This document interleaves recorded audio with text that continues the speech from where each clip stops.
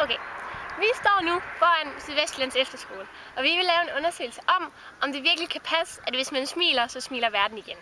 Og vi vil lave den her undersøgelse ved, at når der kommer biler forbi, så vil vi smile og vinke. Og så på den måde, så kan vi jo se, om de smiler tilbage.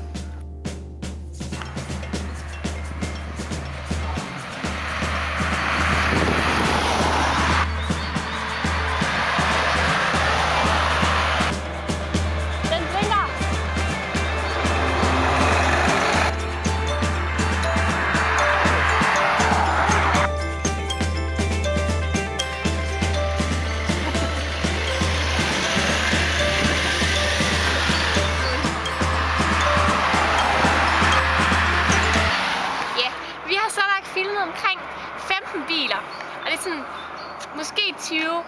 Altså, de har sådan været faktisk rigtig gode til at smile og vinke tilbage, og det har faktisk været rigtig hyggeligt, fordi man er blevet i mega godt humør af, at de sådan har smilet og vinket tilbage.